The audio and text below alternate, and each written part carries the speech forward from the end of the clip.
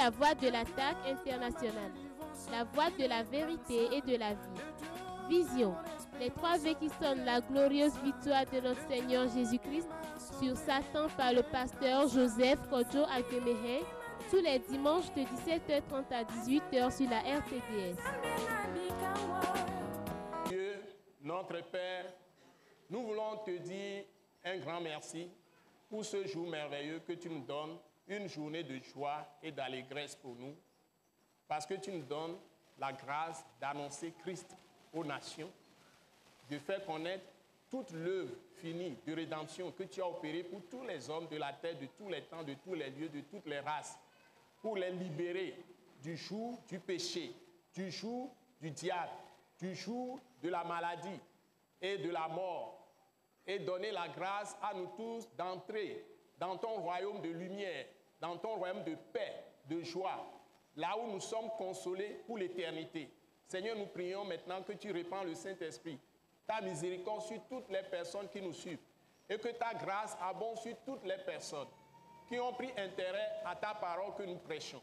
Seigneur, que ta bénédiction leur soit accordée, le soutien, la force et la connaissance de Dieu, la vraie, par la puissance du Saint-Esprit, par ton esprit de sagesse et de révélation dans la connaissance de Dieu.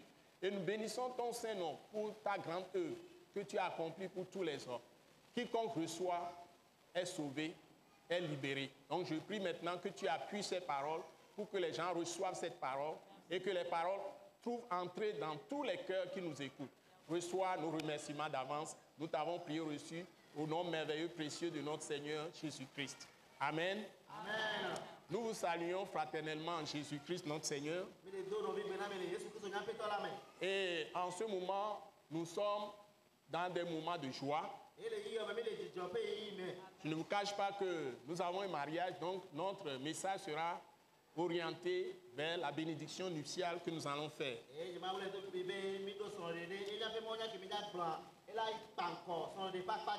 Donc nous sommes dans l'évangile selon Luc, notre premier texte, chapitre 2, du verset 1 au verset 14. Je vais demander à Maman Grace Agbemehin de nous lire ce texte. Et après, nous allons voir la partie qui nous intéresse dans ce texte. Et les paroles que nous pouvons en tirer pour nous nourrir spirituellement et recevoir tous les conseils de Dieu ce jour. Donc, Maman Grace, tu as la parole. Amen. Luc 2, versets 1 à 14. En ce temps-là, parut un édit de César Auguste ordonnant un recensement de toute la terre. Ce premier recensement eut lieu pendant que Quirinius était gouverneur de Syrie. Tous allaient se faire inscrire chacun dans sa ville. Joseph aussi monta de la Galilée, de la ville de Nazareth, pour se rendre en Judée dans la ville de David, appelée Bethléem, parce qu'il était de la maison et de la famille de David, afin de se faire inscrire avec Marie, sa fiancée, qui était enceinte. Pendant qu'ils étaient là, le temps où Marie devait accoucher arriva, et elle enfanta son fils premier-né. Elle l'emmaillota et le coucha dans une crèche, parce qu'il n'y avait pas de place pour eux dans l'hôtellerie. Il y avait dans cette même contrée des bergers qui passaient dans les champs les veilles de la nuit pour garder leurs troupeaux. Et voici, un ange du Seigneur leur apparut, et la gloire du Seigneur resplendit autour d'eux. Ils furent saisis d'une grande frayeur. Mais l'ange leur dit, « Ne craignez point, car je vous annonce une bonne nouvelle qui sera pour tout le peuple le sujet d'une grande joie. C'est qu'aujourd'hui, dans la ville de David, il vous est né un sauveur qui est le Christ, le Seigneur. Et voici à quel signe vous le reconnaîtrez. Vous trouverez un enfant emmailloté et couché dans une crèche. » Et soudain, il se joignit à l'ange une multitude de l'armée céleste, louant Dieu et disant, « Gloire à Dieu dans les lieux très hauts, et paix sur la terre parmi les hommes qui l'agréent. » Amen. Amen, amen, amen, amen. Bon, ici, la partie qui nous intéresse surtout, c'est concernant là où on parle de Joseph. La Bible nous parle de la famille de Jésus. Jésus-Christ de Nazareth, notre Seigneur, le Fils du Dieu vivant. Il a été annoncé par les prophètes, plusieurs prophètes, depuis Moïse, passant par Samuel, tous les prophètes qui ont suivi, Ésaïe, Jérémie, Ézéchiel, et Daniel, Osée, tous les autres, jusqu'à Malachie. Et la Bible dit que l'esprit de la prophétie, c'est le témoignage de Jésus. Et effectivement, tel que ça a été annoncé, que la Vierge sera enceinte, elle enfantera un fils. Et on lui donnera le nom d'Emmanuel, comme c'est écrit exactement dans Matthieu. C'est la même chose qui a été rappelée par l'évangile de Luc. Et à sa naissance, même avant sa naissance, Dieu a donné le nom de Jésus. Et ici, on nous montre après que l'annonce de la venue de Jésus a été confirmée par l'ange Gabriel dans les évangiles.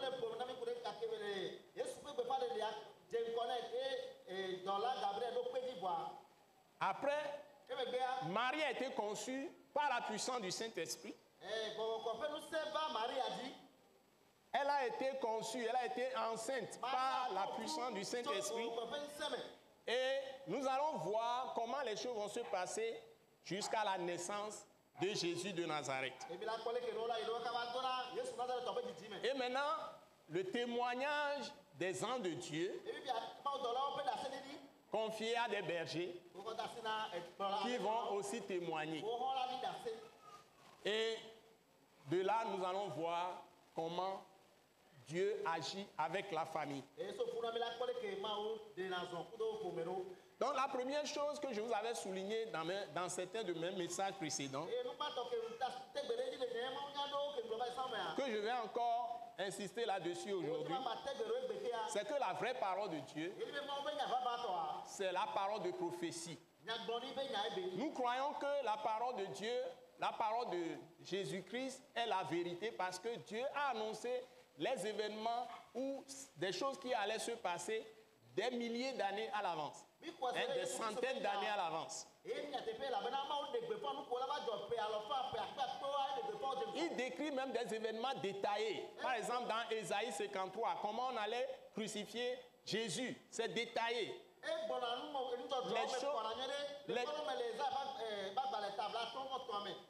Les choses détaillées. On peut vous décrire le vêtement qu'ils portent. On peut vous décrire les gens qui agissent. On peut vous décrire les lieux. On peut appeler même les lieux à l'avance. Tout est précis. Des centaines d'années après, des milliers d'années après, les choses se passent exactement. Et vous pouvez vérifier dans les anciennes écritures qui sont des prophéties. Donc Dieu existe. La Bible dit Dieu existe. Et il est le rémunérateur de ceux qui le connaissent et le cherchent. Donc on nous dit Joseph aussi, c'est-à-dire l'empereur César Auguste a décrété un recensement pour toute la terre. L'empereur romain, César Auguste. En ce moment, il y avait l'empire de Rome et Rome dominait toute la terre. Et chacun doit se rendre dans sa ville natale, c'est-à-dire la ville d'origine. Donc, d'où viennent ses ancêtres, on veut dire, sa ville d'origine, pas là où on l'a fait naître. Donc, c'est comme ton village où tu vas, là où il y a tes ancêtres. Donc, Joseph était fiancé, et c'est écrit dans la parole, Joseph était fiancé à Marie. Et on dit aussi, Joseph aussi monta de la Galilée. Donc, Comme il craignait de rester à Jérusalem ou rester en Judée, à Bethléem, il craignait à cause du roi Hérode et son fils. Après tout ça là, il est resté à Nazareth. Donc c'est à Galilée. Il se trouve à Galilée. Donc de la ville de Nazareth, c'est écrit ici. Pour se rendre, lui aussi va se rendre en Judée, dans la ville de David. Parce qu'il est aussi de la maison et de la famille de David. Donc, cette ville de David, la Bible précise, appelée Bethléem, c'est-à-dire la maison du pain. Vous voyez, même le lieu, la maison du pain, la ville de David. Et plus tard, Jésus va nous dire, je suis le pain de vie qui donne la vie au monde. Parce qu'il était de la maison et de la famille de David. Nous avons des références qui ne peuvent nous permettre de douter. Afin de se faire inscrire avec Marie, sa fiancée. Ici, on n'a pas dit sa femme. Il n'a pas, la Bible dit dans Matthieu, il n'a pas connu Marie jusqu'à ce que Marie ait accouché son premier fils, qui est Jésus-Christ de Nazareth.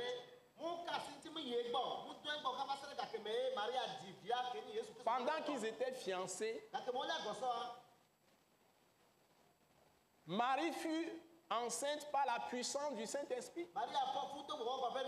Ça veut dire que Dieu est en train de nous prêcher la virginité comme une qualité, la sainteté, la sanctification des jeunes. Et la sanctification pour le monde entier. Que coucher avec une femme, ça ne peut pas se faire seulement fondé sur le désir, de satisfaire son désir sexuel. Les jeunes qui se marient aujourd'hui, c'est eux-mêmes avec leur conscience, avec leur Dieu, qui savent exactement tout ce qui s'est passé. Mais si nous prenons la Bible, surtout le Nouveau Testament, du début jusqu'à la fin, il est vrai que quand nous avons déjà commis les ignominies, les péchés, les iniquités, les fautes, etc., peut-être nous avons fait les fornications, les impudicités, les adultères, nous avons fait le mensonge, le vol, les usurpations, la méchanceté, la cruauté, les fraudes, la malhonnêteté et tout le reste, l'infidélité. Nous trompons Dieu, nous trompons les hommes, les tromperies, les ruses, les hypocrisies. Quand nous avons fait tout ça, la seule personne qui nous sauve, c'est Jésus-Christ par son sang. Maintenant, quand nous sommes sauvés par Jésus et que nous sommes lavés par Jésus, la Bible nous dit que nous avons été faits justice de Dieu. Nous sommes faits maintenant vierges, purs, par le sang de Jésus. À partir de ce moment, Dieu nous recommande, par la puissance du Saint-Esprit qui nous a donné, par le Saint-Esprit qui nous a donné, nous pouvons maintenant, avec la parole de Dieu, si la parole de notre Dieu est dans notre cœur, parce que le juste a la parole de son Dieu dans son cœur. C'est l'épée du Saint-Esprit, c'est la puissance du Saint-Esprit. Pour couper la tête à tous les serpents d'impureté, de mensonge, de colère, d'impatience, de manque de miséricorde, de pitié, manque de pardon, la violence verbale, l'indiscipline, la dureté de cœur, tout ça. Jésus nous délivre de ces choses. Et le Saint-Esprit utilise la parole, tue tout ça en nous. Et nous pouvons vivre une entière sanctification. Même quand nous nous marions, nous allons être fidèles. Quelles que soient les missions que nous faisons. Je l'ai expérimenté dans ma jeunesse. Je l'ai expérimenté quand je me suis marié. Il peut y avoir n'importe quel piège du diable, que ce soit l'intégrité, la droiture, la justice, la fidélité, l'honnêteté. Tu ne touches à l'argent de personne. Tu ne touches à rien de personne. Restez dans la justice, dans la sainteté. C'est ça le réveil. C'est ça le réveil. Tu ne toucheras à rien. J'ai expérimenté ça. C'est comme les choses rouges, ça roule comme sur les roulettes. Parce que c'est la vie de Dieu que tu reçois quand tu reçois Jésus par la foi. Donc, Joseph a été rendu capable. Quand Dieu lui a ordonné dans Matthieu chapitre 1, prends ta femme. Il voulait rompre avec Marie. Mais la Bible dit, Joseph ne voulait pas diffamer Marie, que les gens disent que Marie a commis l'impudicité, Marie a commis la fornication. On va la frapper avec pierre, on va la lapider jusqu'à la mort. Il l'a couvert, il l'a couverte, il l'a couverte, il l'a couverte, il l'a protégée. Après avoir entendu un ange qui lui a parlé en songe. Parce que si tu es en Christ, tu peux entendre des choses du ciel. Et Joseph s'est rangé du côté de Dieu. Et il n'a pas touché Marie jusqu'à la naissance de Jésus. Et quand on va faire le recensement, la Bible dit, il se rendit lui aussi à Bethléem, sa ville d'origine, la ville de David, afin de se faire inscrire avec Marie, sa fiancée. On l'appelle toujours ici sa fiancée, qui était enceinte. Je vous ai rappelé tout ça. Et maintenant la Bible dit, pendant qu'ils étaient là, le temps où Marie devait accoucher arriva. Et elle enfanta un fils premier-né. Pourquoi on précise ici un fils premier-né? Je laisse ça à tout le monde. Alléluia. Elle enfanta son fils premier-né. Je laisse ça à tous les pasteurs, à tous les apôtres, à tous les surintendants, à tous les grands hommes de Dieu et les grandes femmes de Dieu. Elle la maillota et le coucha dans une crèche. La crèche, c'est la mangeoire des bestiaux, des bêtes. C'est tout. On ne l'a pas orné en ce temps-là. C'est véritablement vraie crèche, naturelle. La nous doupé. L'homme est là où nous doupé. Et là, on dit, c'est là où ça m'intéresse, parce qu'il n'y avait pas de place pour eux dans l'hôtellerie. Voilà.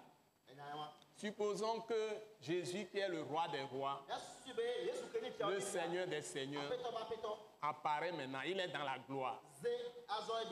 Sa lumière va éblouir tout le monde. Quand l'apôtre Paul avait vu à midi, il était totalement aveuglé. Il est demeuré aveugle pendant 3 jours. C'est le disciple de Jésus, du Seigneur Ananias, qui lui a imposé la main, il recouvra la vue.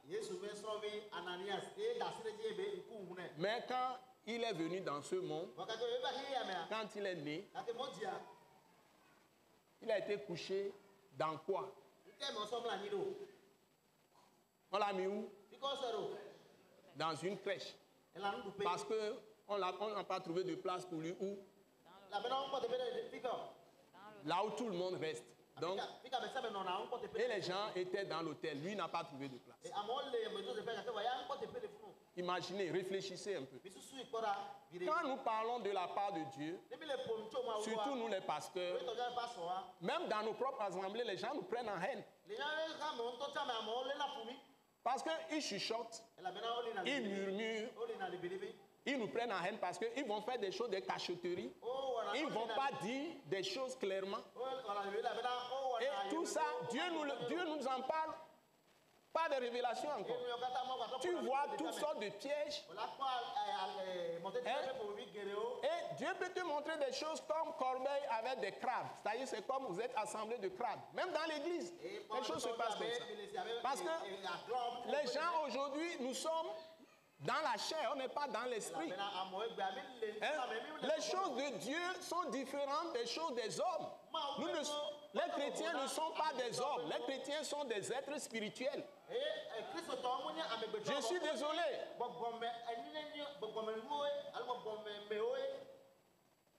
Mais les gens veulent suivre le monde, ce que tout le monde fait.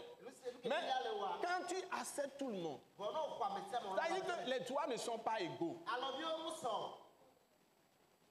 Nous le disons en effet. C'est un adage populaire.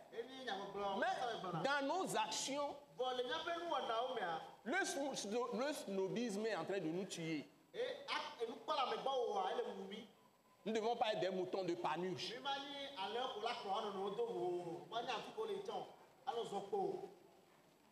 Parce que tel a fait ceci, moi aussi je dois le faire. Non, tu dois faire la politique de tes moyens.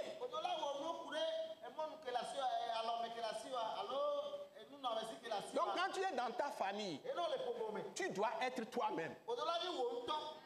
Ce que Dieu a fait de toi, tu dois l'accepter.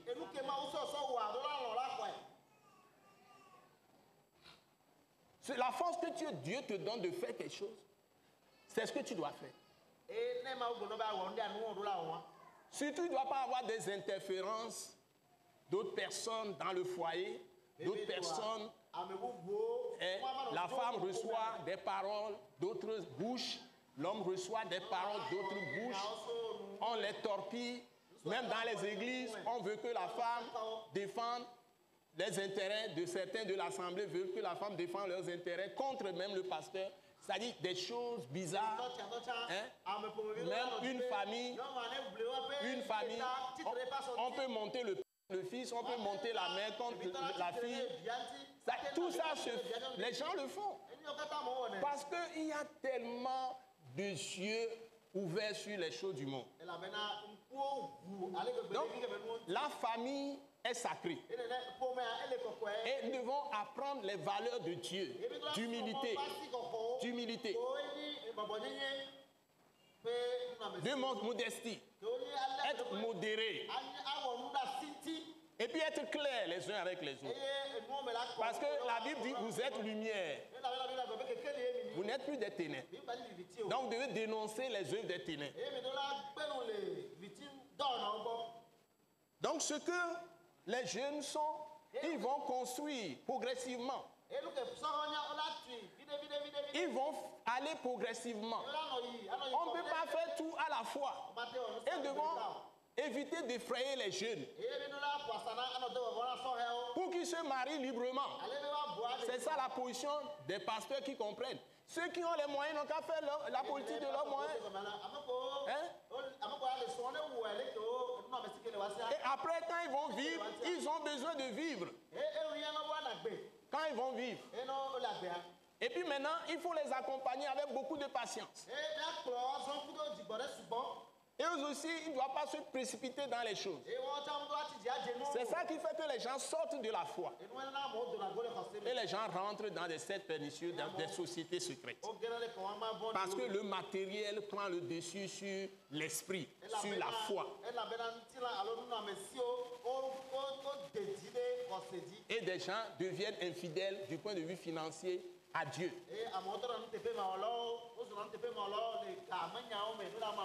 C'est ça, c'est la réalité. Donc nous devons être dans l'esprit de Christ et non être dans nos propres esprits. Avoir la pensée de Christ et ne pas être dans notre propre pensée. Donc vous voyez comment les gens dépensent pour leurs idoles. Ils font les fêtes, ils font toutes sortes de choses. Mais Jésus nous a libérés de tout ça. Mais nous devons nous engager dans sa voie, dans cette race. Donc la Bible dit, il y avait dans cette contrée des bergers qui passaient dans les champs, ils passaient dans les champs les veilles de la nuit pour garder leurs troupeaux. Et voici, un ange du Seigneur leur apparut. Et la gloire de Dieu, ou la gloire du Seigneur resplendit autour d'eux. Ils furent saisis d'une grande frayeur. Ils ont eu peur. Mais l'ange leur dit, ne craignez point.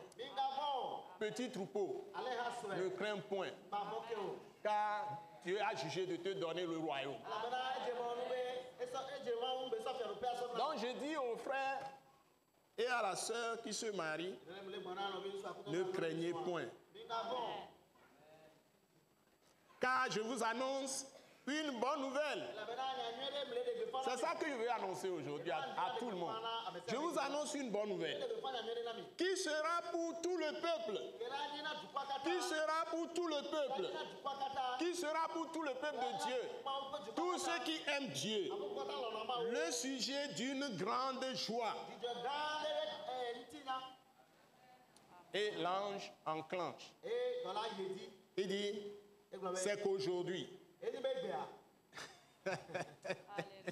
C'est qu'aujourd'hui, là, à ce jour, je parle, dans la ville de David, aujourd'hui dans la ville de Lomé, il vous est né un sauveur qui est le Christ, le Seigneur, le Fils du Dieu vivant. Donc moi, je veux vous dire que quel que soit ce qui se passe, si tu es dans l'esprit, tu es établi en Christ, par la foi, en demeurant dans ses paroles. Il y a cette ferme promesse de Dieu. C'est un chèque blanc.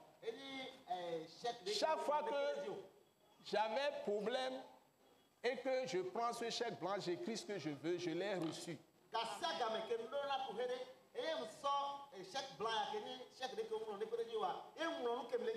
Il a dit, si vous demeurez en moi, c'est Jésus qui parle.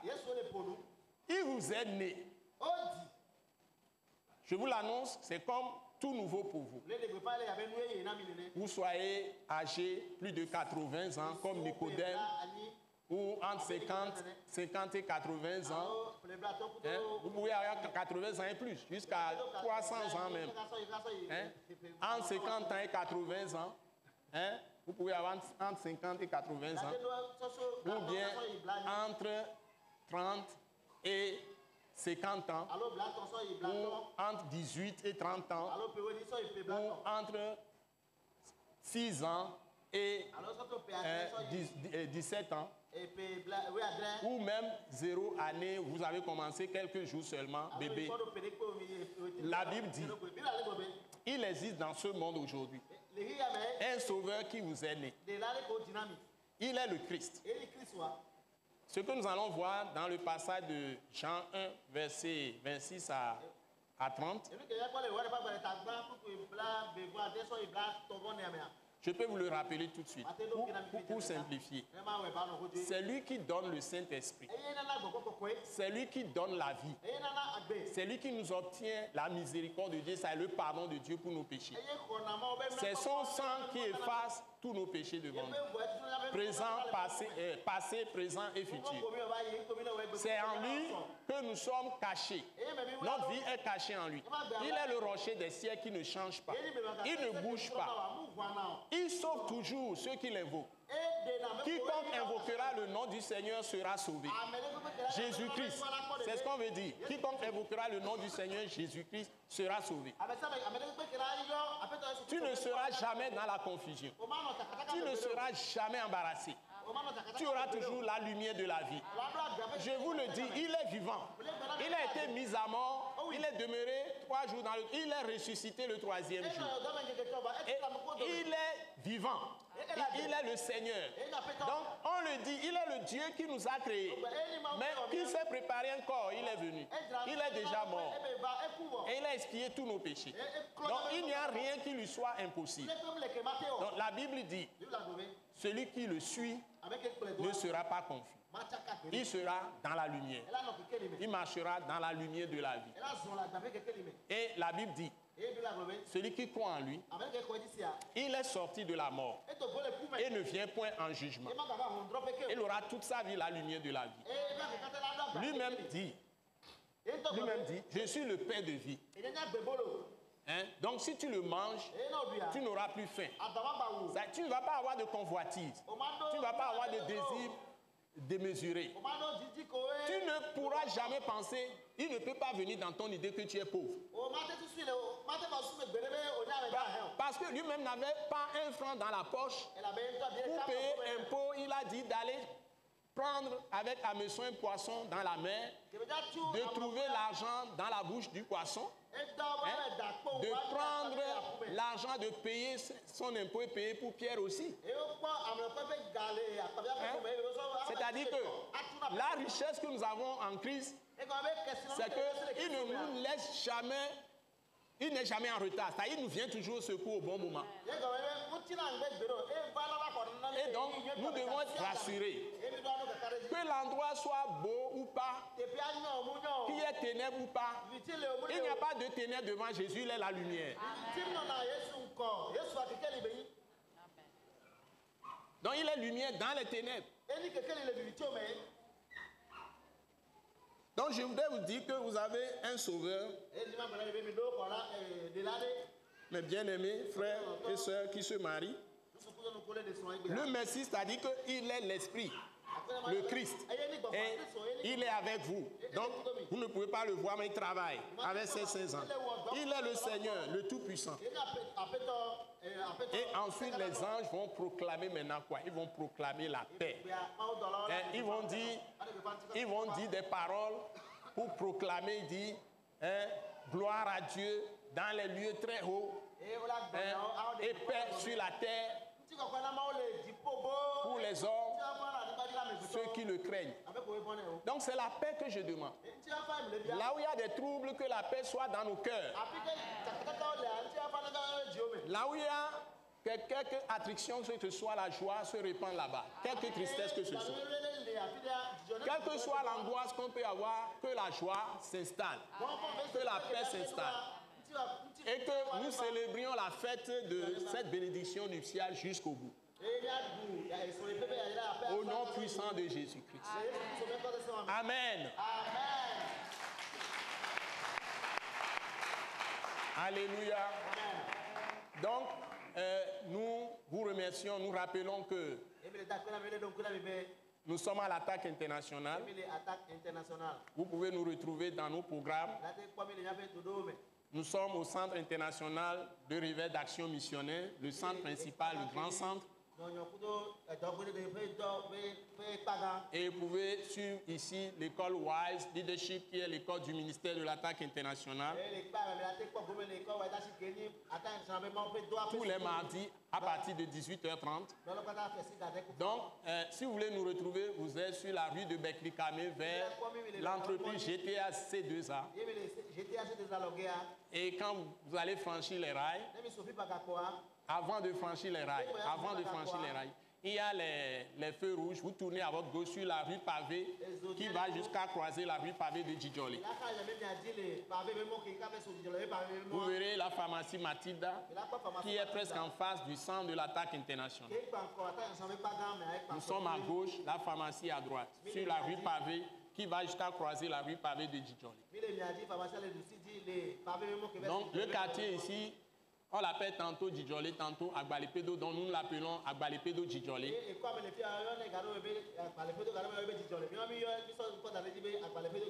Et ici, dans le même centre, nous avons implanté l'église, les communautés Christ en action par attaque internationale. Les communautés Christ en Nation et attaque internationale et tous les mercredis, nous avons une soirée de célébration et de prière. Ça commence à 18h30. Et le dimanche, nous sommes là à partir de 7h30 avec des intercessions. Suivi du culte d'adoration, en esprit et en vérité. Et nous avons lancé l'église aussi dans notre centre international d'évangélisation, de réveil, de restauration de Yoko Kopegan. Donc pour aller à ce centre, vous êtes sur la rue de la Pampa prolongée jusqu'à Yoko Kopegan. Notre centre est à gauche, vous verrez les plaques. À gauche de l'école primaire publique de Yoko Kopegan. Vous êtes tous bénis. Et nous prions pour tout le pays. D'abord pour les autorités du pays, les forces de l'ordre, tous les citoyens et même tous les pays d'Afrique, d'Europe, d'Asie. Nous prions pour vous, le monde entier. Soyez vraiment bénis. Au nom puissant de Jésus. Amen, amen.